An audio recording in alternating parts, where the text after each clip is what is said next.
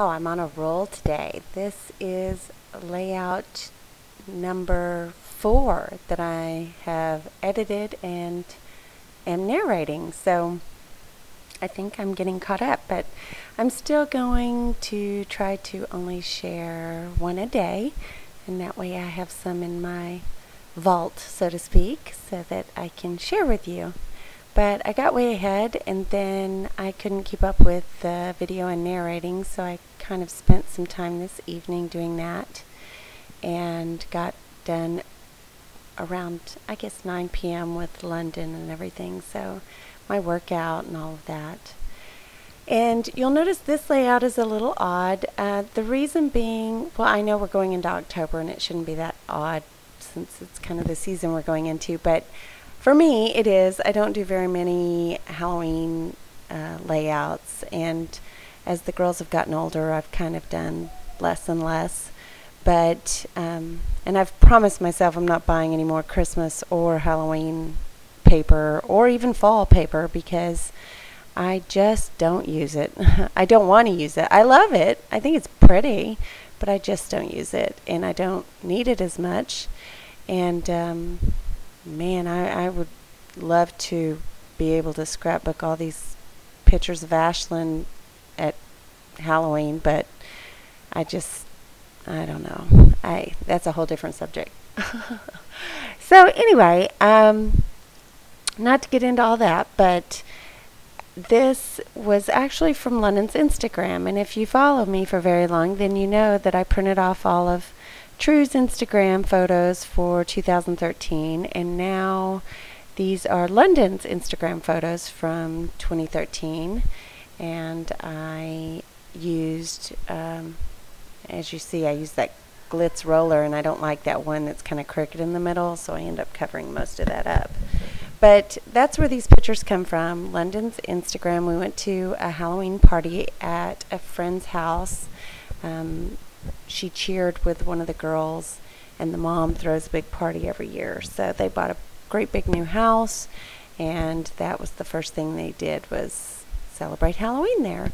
And London wanted her picture up. They have like a crow's nest outside, a little loft, like a balcony area. And so she thought that was uber cool and wanted her picture taken. And I pulled some really old paper, which is Basic Gray Lily Kate and Bo Bunny Mama Rozzy called Aperture, and then one from Studio Calico called All in All.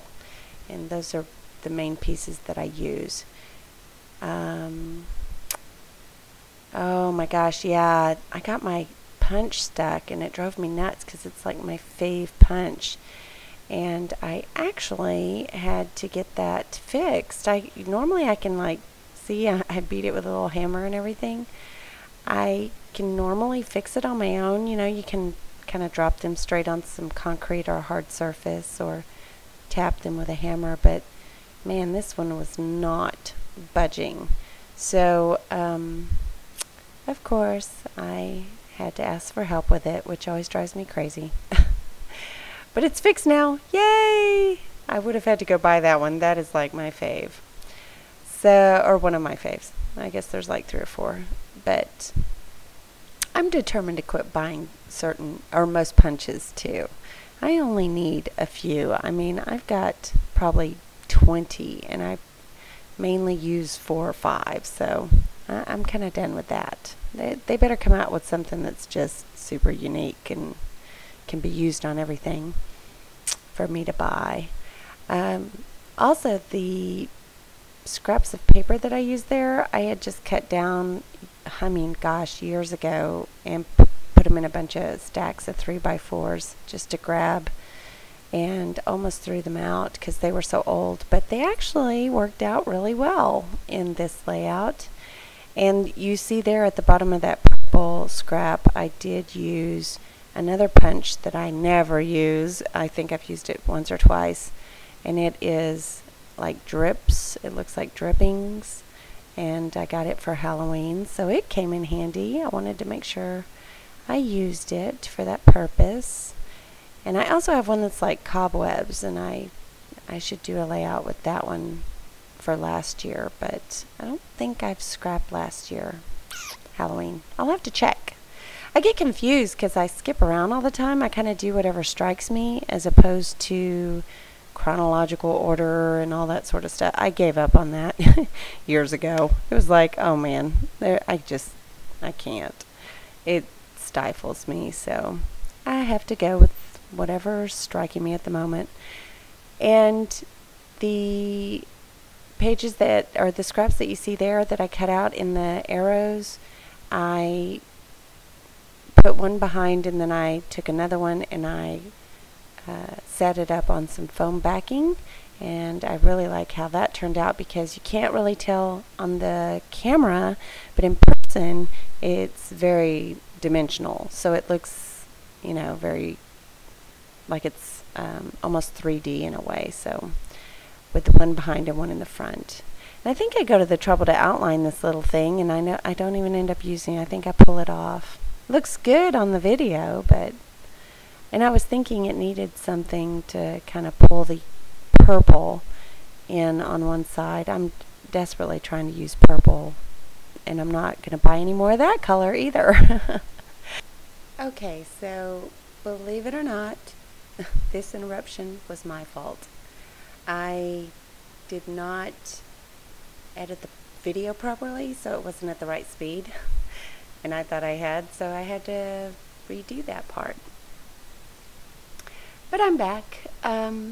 Let's see. I promised myself I'd quit saying It drives me crazy. I fiddle and fiddle with this layout because I'm just really not used to doing Halloween. And I think I leave just a couple of pieces of banner. Oh, actually just the one. I ended up taking off that purple corner piece and putting that one little banner. Is that crazy? It just, I don't know why I struggle with holidays. Like pictures. Halloween's my favorite holiday too, wouldn't you know? I struggle even with it, so. And then I tried to use the October afternoon tidbits, or whatever they're called, and it had a cream base instead of a white base, so that didn't work. And now I'm just putting some of my trusty cotton thread through this sticker. This label sticker is the Blackbird by My Mind's Eye. I want to say it's from like 2012 or 2013 release. I think it was 2012. Not sure.